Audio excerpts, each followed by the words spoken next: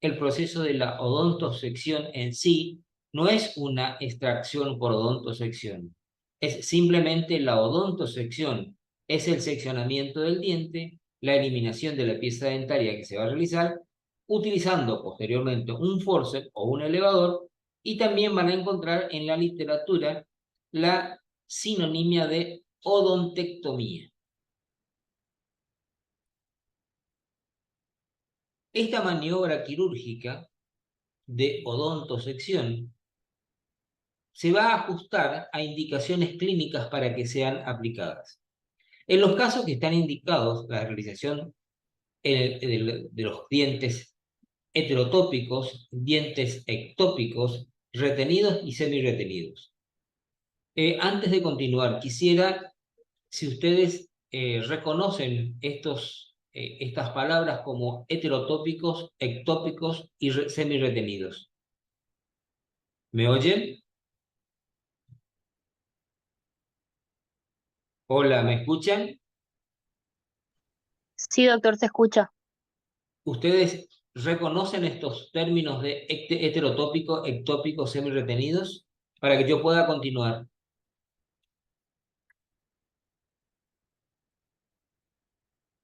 Hola. Semi-retenidos, sí, doctor. Heterotópicos no y ectotópicos no. Bueno, los heterotópicos son dientes que están en la posición que no le corresponde.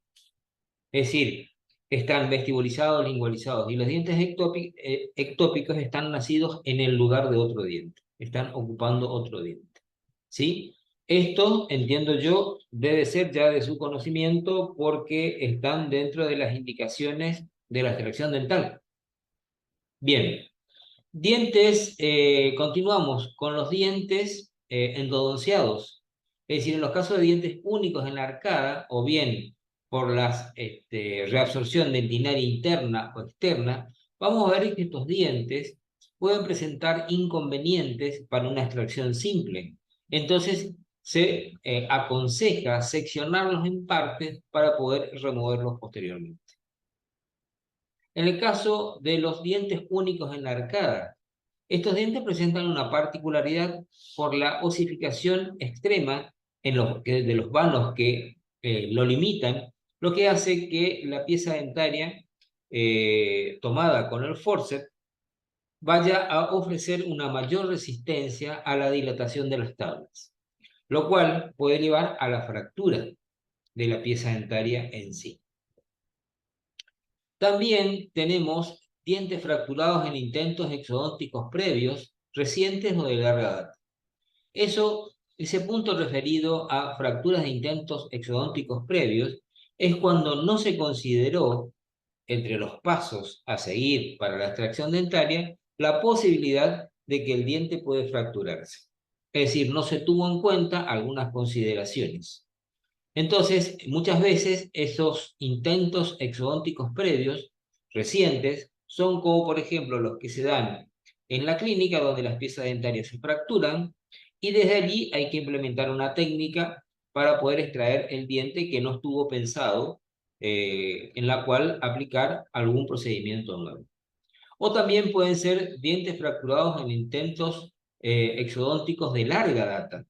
Es el caso donde se inicia un tratamiento quirúrgico y después, por alguna razón, se fractura la pieza dentaria y esta pieza dentaria no es eliminada en su totalidad.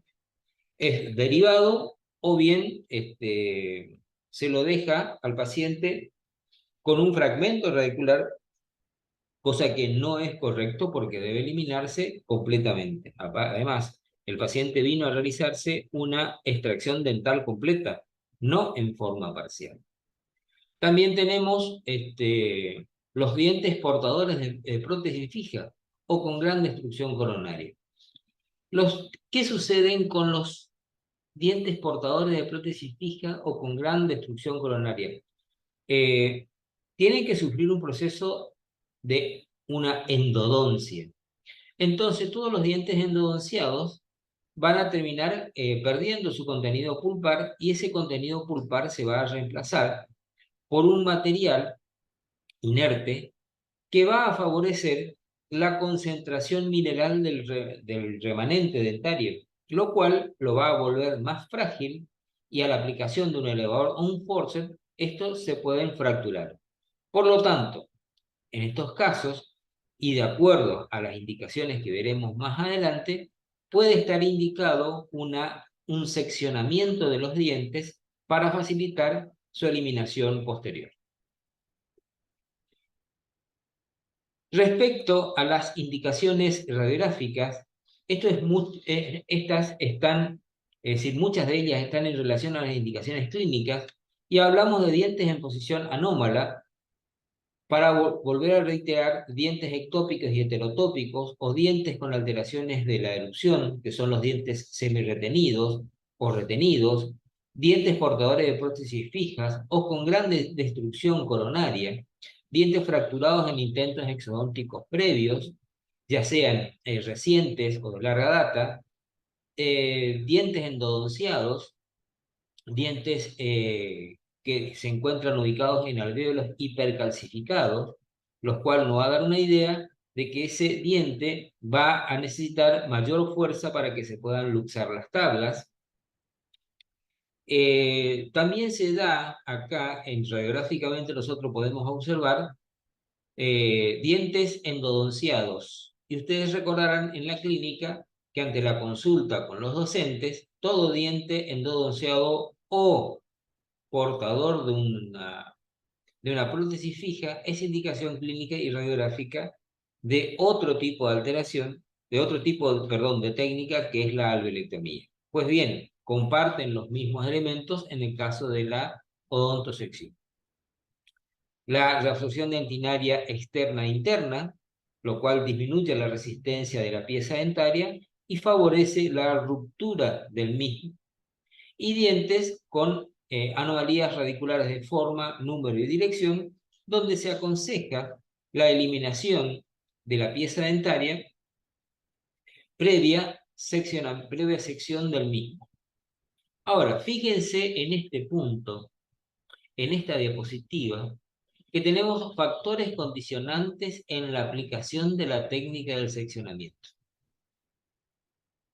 ¿En qué casos?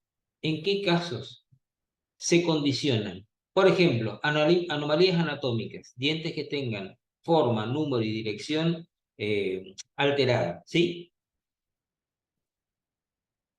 Nosotros vamos a estar en presencia de estas alteraciones, por ejemplo, en el caso de las implantaciones, en mi caso, en los casos de dientes ectópicos y heterotópicos, o bien anomalías de erupción, que le había mencionado que eran los dientes retenidos y semi-retenidos. En los casos de pérdida de estructura dentaria, que lleva a una menor resistencia del diente, porque sobre esa resistencia del diente en la cual voy a aplicar el forceps o aplicar el elevador. Entonces, esta pérdida de estructura dentaria pueden ser patológicas, el más común de ellos un proceso carioso o un proceso protético, por lo cual la pérdida de sustancia se hace para la adaptación de la estructura protética, que va cargada o bien sobre los elementos endodonciados, que es la pérdida de contenido pulpar y eliminación por parte de la estructura anatómica del conducto para poder alojar un elemento inerte.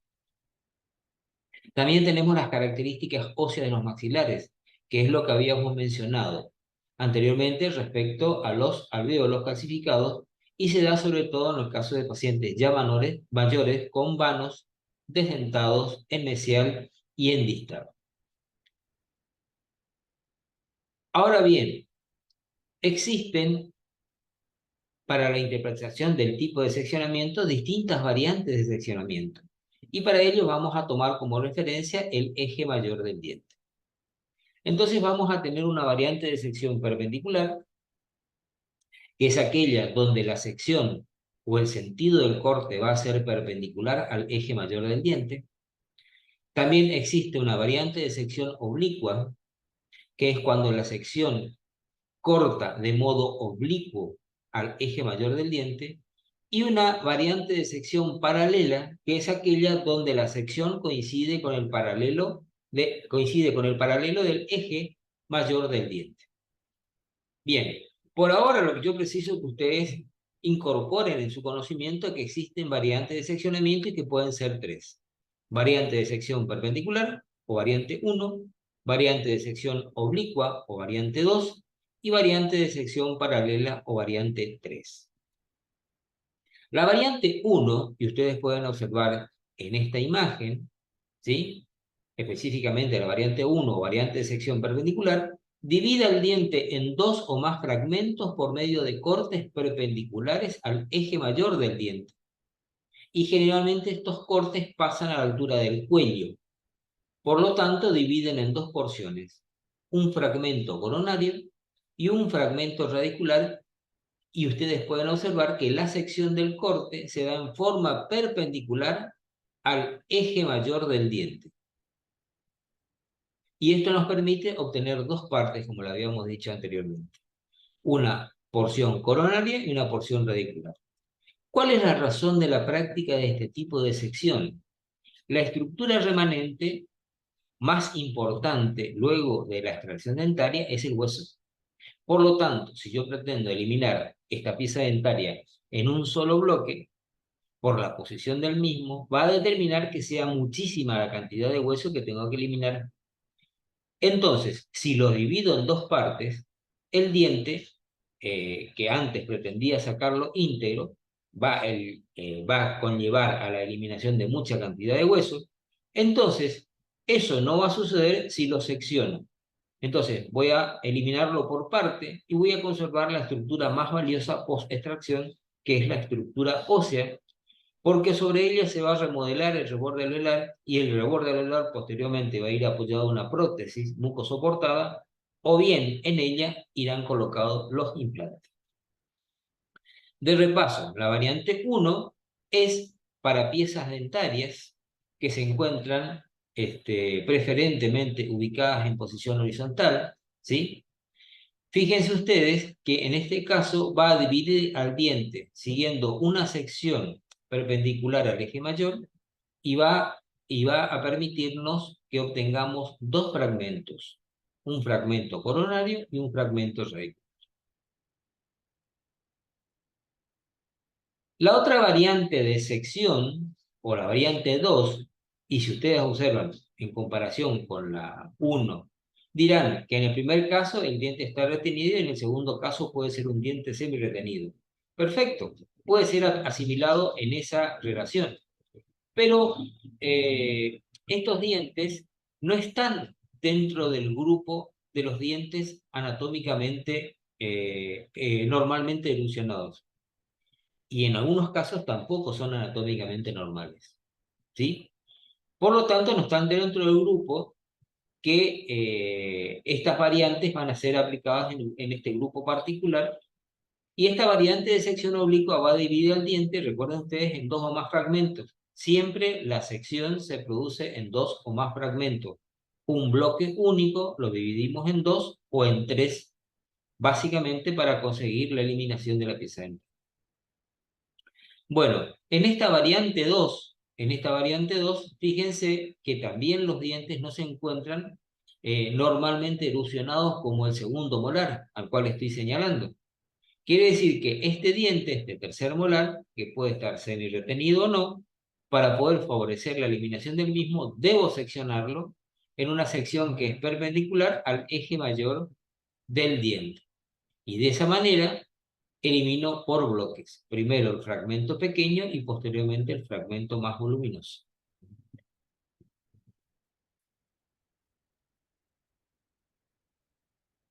Tenemos que aclarar que esta variante de seccionamiento van a estar indicadas, como le dije anteriormente, para piezas dentarias que reúnen las siguientes características.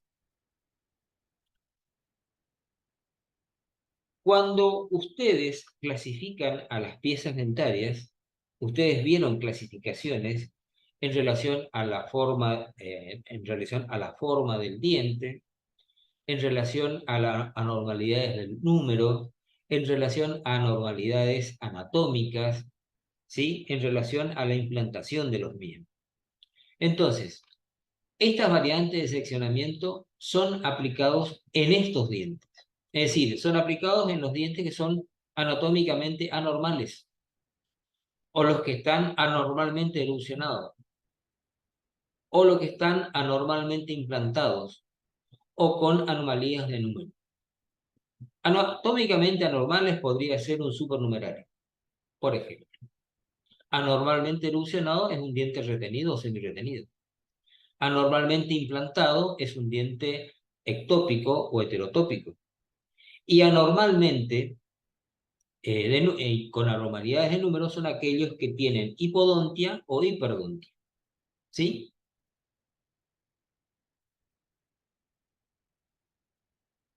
En la variante 3,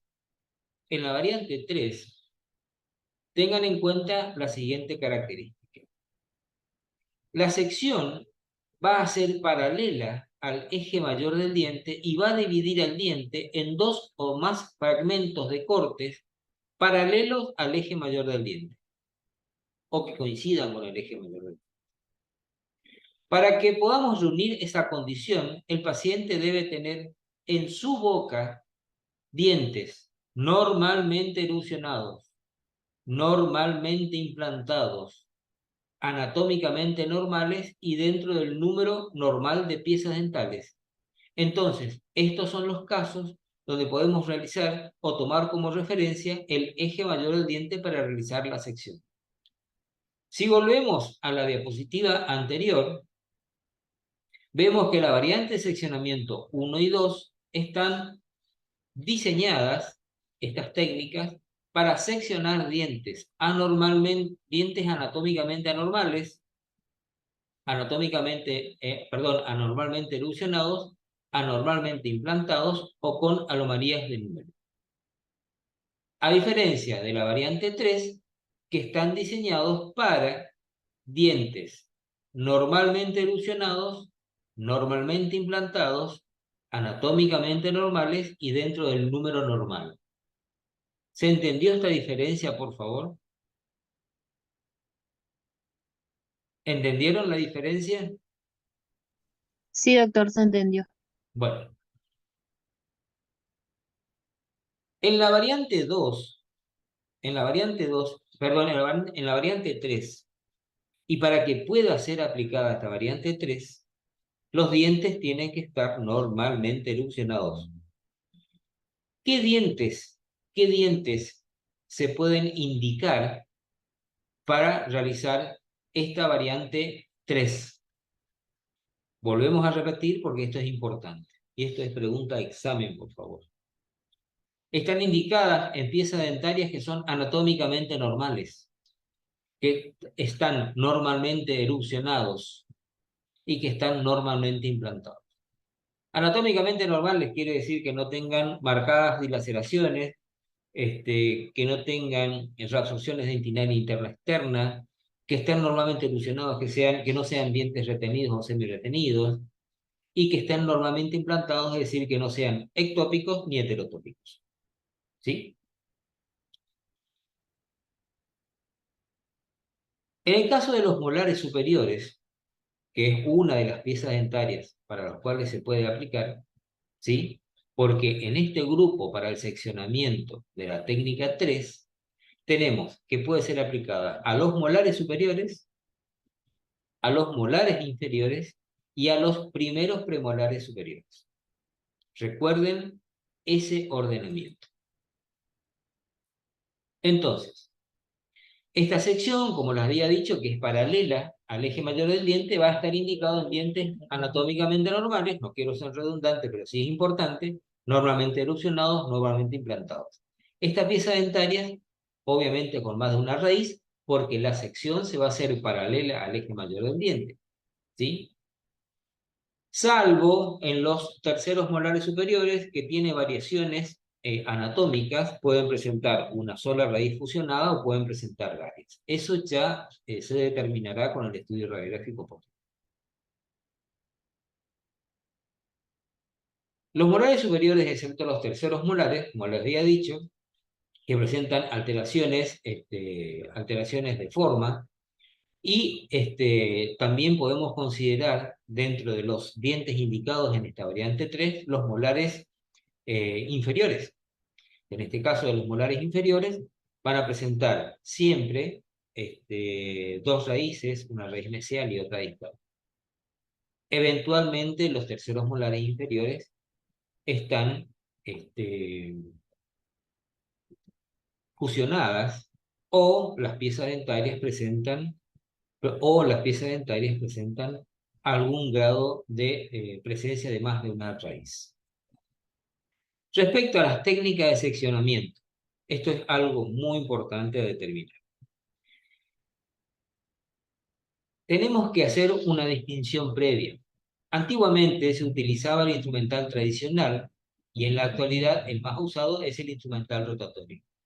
De mi punto de vista, es más conveniente que ustedes hagan esta maniobra con instrumental rotatorio porque ustedes poseen un mayor desarrollo psicomotriz en el manejo del instrumental rotatorio en comparación con el instrumental tradicional. Específicamente me refiero al manejo de la turbina y la manipulación de los tejidos, de modo que cuando ustedes tallan cavidades o tallan muñones para una prótesis, esto le confiere mayor habilidad en la utilización del instrumento. Ustedes están mejor preparados para utilizar un instrumento rotatorio versus un escoplo o martillo. Fíjense ustedes en esta imagen, porque no tengo imágenes de la vida real donde se puedan realizar el seccionamiento de una pieza dentaria con escoplo y martillo. En el instrumental tradicional, ustedes ven que en esta imagen un escoplo que pretende hacer una sección que continúe al eje mayor del diente y que coincida con la furcación. Este en el caso de los molares superiores. Es muy difícil que con este instrumental, ya sean los escoplos y martillos, pueda realizar esa sección con precisión. Además es una técnica muy traumática, porque imagínense ustedes que el paciente tiene que soportar el impacto de un martillo sobre el escoplo y eso obviamente no resulta agradable para los pacientes. Es muy distinto cuando el instrumental que se utiliza es el rotatorio, porque el paciente está acostumbrado a sentir el sonido de la turbina. Y la mayoría de los pacientes se le fue realizado en alguna oportunidad un tratamiento con la aplicación de turbina para un tratamiento odontológico. Además, ustedes, les vuelvo a repetir, tienen mayor dominio del instrumental rotatorio que el del instrumental tradicional. Entonces, yo les aconsejo la utilización de la técnica del instrumental rotatorio. Y si van a hacer esta técnica, que es la que se sugiere que utilicen en la clínica, esto va a constar de dos tiempos. El primer tiempo, donde se va a realizar una sección de la pieza dentaria en dos fragmentos. Por ejemplo, en este caso un molar inferior, que va a ser un fragmento mesial y un fragmento distal. Pero esta sección, observen la imagen, va a ser incompleta. No va a llegar hasta la furcación. Y para hacer esta sección, tengo que tener en cuenta el tipo de estructura que voy a seccionar. Si la estructura a seccionar tiene un componente de esmalte, esa sección la tengo que hacer con una piedra de diamante. Y luego, una vez superado el esmalte, continúo con una troncocónica tipo Lindemann. Entonces ustedes el esmalte lo van a trabajar con piedra y en dentina van a trabajar con fresas, que son las mismas consideraciones que tienen cuando hablan de operatoria dental, las mismas consideraciones respecto a la utilización del instrumental rotatorio.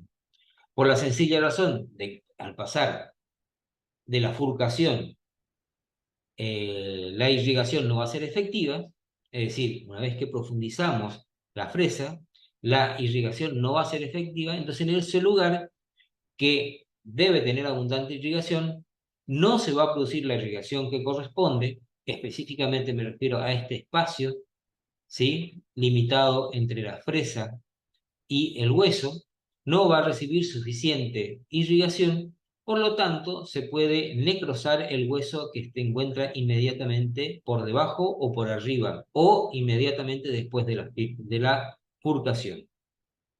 Entonces, estos instrumentos rotatorios van a hacer una sección incompleta.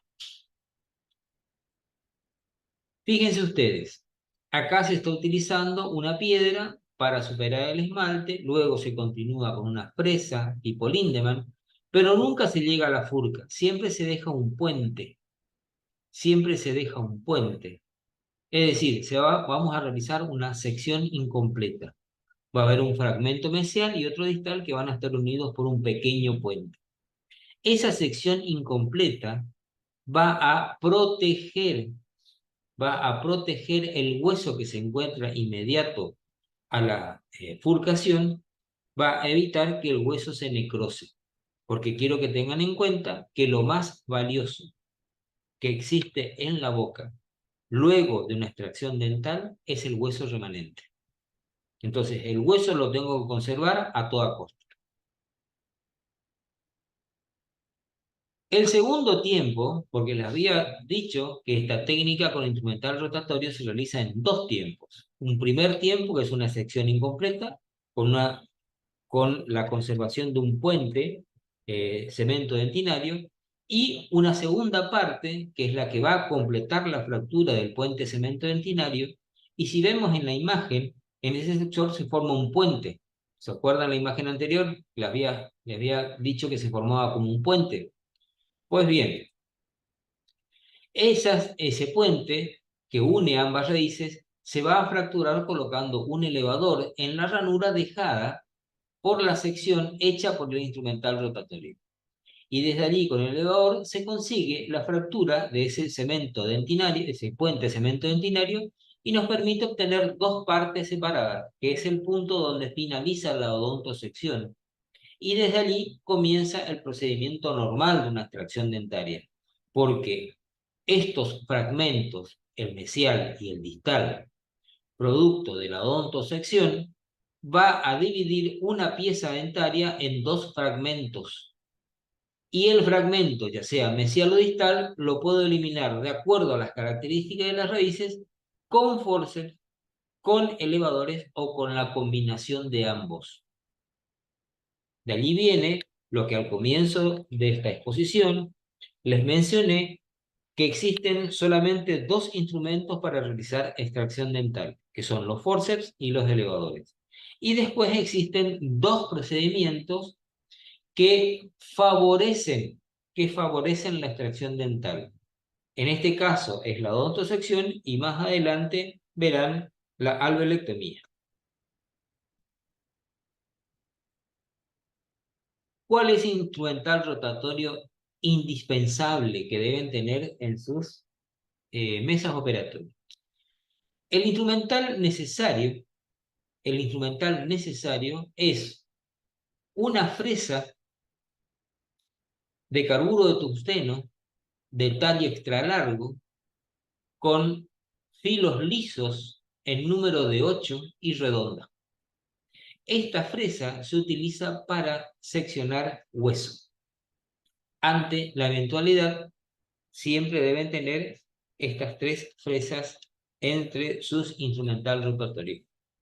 Entonces, una fresa redonda número 8, una fresa troncocónica tipo Lindemann, de la misma característica, del mismo material, de carburo de tungsteno, que va a servir para seccionar dentina y cemento, y una fresa también troncocónica,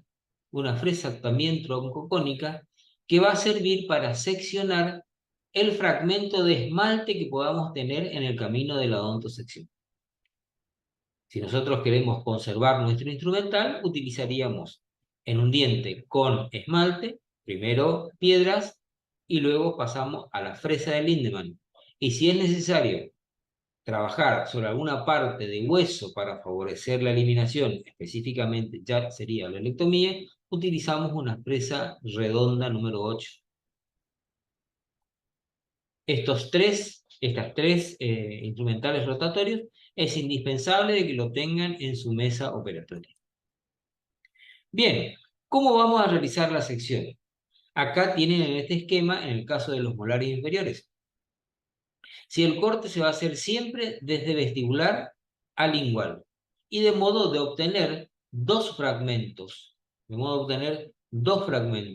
fragmento mesial y un fragmento distal. ¿Sí?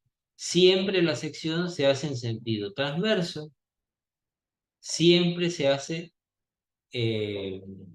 buscando obtener dos fragmentos proporcionales, ¿sí?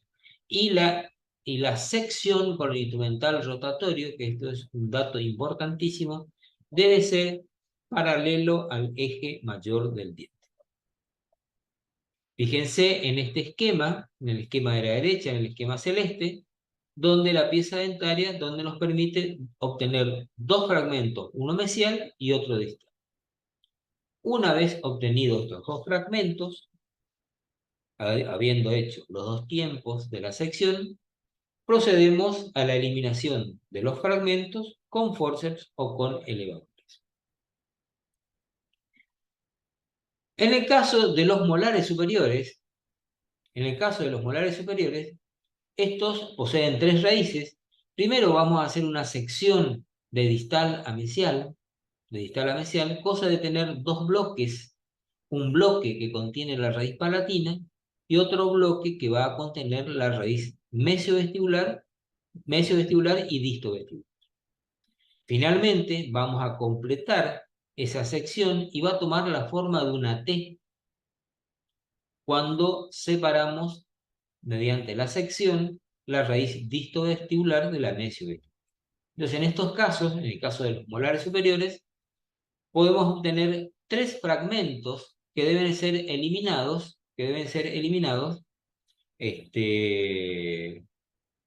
con forceps o con elevadores. En el caso de los molares superiores, ¿qué sucedería si tenemos un diente vecino? Entonces, tenemos dos opciones de sección. Una, que hagamos un chanfle en la sección anteroposterior, de modo tal que la sección no caiga sobre la estructura del diente vecino, porque el diente vecino debe conservarse en boca. Lo que tengo que eliminar es el molar. Y en esa maniobra de seccionamiento puedo alterar la estructura anatómica del diente vecino. Entonces, para ello voy a realizar un chanfle, que en la imagen en celeste ven que el chanfle va a permitir separar, perdón, la raíz palatina de la mesiovestibular y de la distovestibular. Y luego se procede, como en la situación anterior, haciendo una sección en sentido transverso para unir a la sección que tiene dos partes por el chanfle, y ahí obtenemos tres bloques para hacer la extracción. ¿Podemos evitar hacer esto?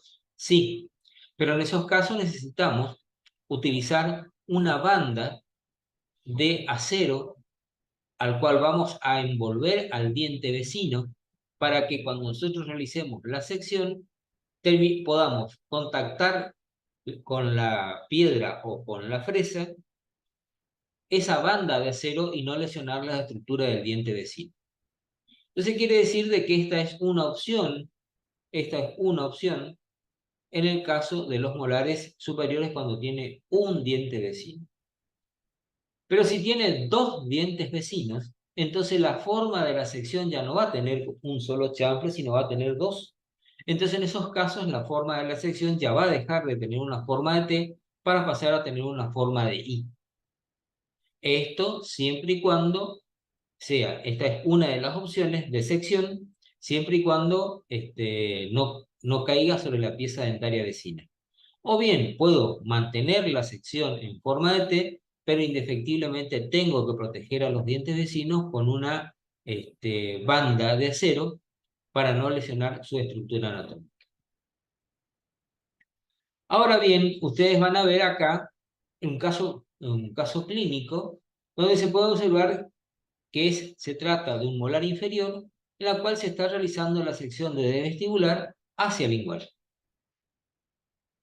Y fíjense en esta otra imagen, la fresa hace ingreso y tiene tendencia de ir hacia el lingual. En la diapositiva siguiente pueden observar que se produce la fractura del puente dentinario. Si volvemos a la anterior, Acá estamos realizando una sección con instrumental rotatorio, pero que no es completa porque va a dejar un fragmento de dentina y cemento que mantiene unidos los fragmentos. En esta imagen, de este caso clínico 1, vemos que vamos a fracturar el puente dentinario mediante la colocación de un elevador, como les había dicho anteriormente. Y luego de fracturado, luego de obtenido más de un fragmento, procedemos a realizar la extracción dentaria como habitualmente se hace, ya sea usando forceps o elevadores.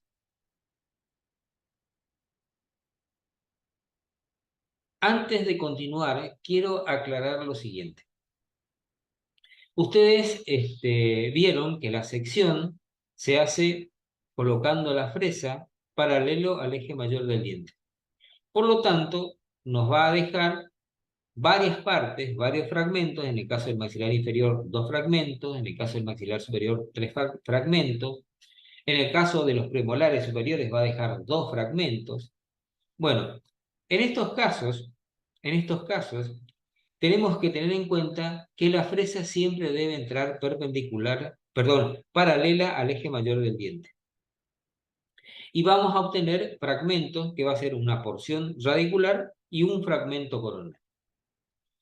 ¿A dónde apunta la explicación? Es para establecer un orden de eliminación de los fragmentos. Por ejemplo, en el caso de un molar inferior, si ustedes ya lo dividieron al diente y tienen un fragmento más voluminoso en mesial, siempre se elimina el fragmento más voluminoso para dar un mejor acceso visual e instrumental al fragmento pequeño, que en este caso podría ser la raíz distal. Pero si el fragmento mayor está en distal, se elimina el distal, porque se ajusta a otra norma de técnica que dice de que siempre la extracción se hace de distal a mesial. Si todos los fragmentos tienen el mismo grado de emergencia del alvéolo, se aplica esa consideración de atrás hacia adelante. Pero si uno de los fragmentos indistintamente presenta un mayor volumen de emergencia del alvéolo conjuntamente con la raíz, se procede a eliminar ese fragmento más voluminoso.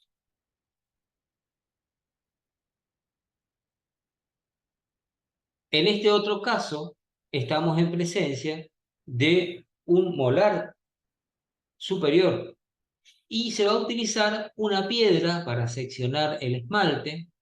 Se va a continuar luego con una fresa para la dentina y se va a completar la sección en sentido antero-posterior. Pasamos al segundo paso de la técnica de seccionamiento, que sería la fractura del puente que une estos fragmentos y después, posteriormente, realizaríamos la extracción como están indicados para el uso de forceps y elevadores. Fíjense que se coloca el elevador, generalmente el elevador de elección es un elevador recto del tipo Clebden, que puede entrar en el espacio dejado por el surco de seccionamiento de la fresa. Fíjense acá en vestibular, cómo entra entre los dos fragmentos, y en oclusal para separar los fragmentos vestibulares del palatino.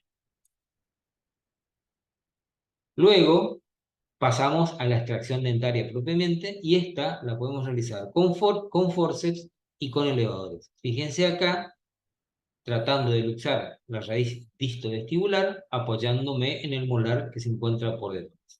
Y en este caso, en la imagen de la derecha, donde está la raíz palatina tomado con un forceps 51 o 51.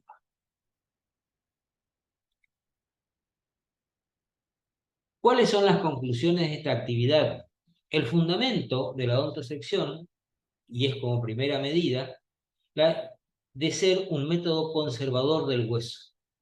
Porque si yo divido un elemento grande en varios fragmentos pequeños, me permite conservar el hueso, que es lo más valioso que tenemos posterior a la extracción. ¿Sí? Al mismo tiempo, al Producir el seccionamiento del diente reduce la frecuencia de realización de una alveolectomía. Una alveolectomía, ustedes saben de que, o le van a explicar en la brevedad, que es la eliminación de una porción de tabla para tener un buen acceso sobre la raíz. También de esta manera va a disminuir el trauma quirúrgico. Fíjense ustedes, va a ser mucho menos traumático sacar un diente fragmentado que un diente entero, voluminoso. El traumatismo quirúrgico va a ser menor. Y también existe la posibilidad de reducir la frecuencia de la alveolectomía, porque en ese movimiento de tratar de sacar, por ejemplo, un molar superior, que son los más complejos dentro de los multirradiculares, al tratar de sacar un molar superior, la presencia de 3 raíces hace de que el trauma quirúrgico sea muy elevado. Por otro lado, este método de seccionamiento va a convertir la extracción de un multiradicular, que es el ejemplo del molar superior que le había dado, en varios unirradiculares, lo que va a facilitar la luxación por separado de cada uno de los fragmentos obtenidos. Y finalmente va a disminuir los tiempos operatorios, porque no es lo mismo que yo haya planificado en base a la clínica y en base a la radiografía. En este caso voy a hacer odontosección, entonces ya directamente comienzo con la realización de la odontosección y no le sumo el tiempo previo donde hice una prueba con force o con elevadores para ver si se luxaba. Entonces, de esa forma, los tiempos operatorios no se repiten. Porque si yo hubiera comenzado con force y elevadores y veo que no lo puedo sacar porque se me fracturó, entonces tengo que ir a la odontosección y posteriormente volver a los force y elevadores para hacer la extracción. Entonces estoy repitiendo tiempos operatorios que lo pude haber sintetizado analizando el caso desde el punto de vista clínico y radiológico.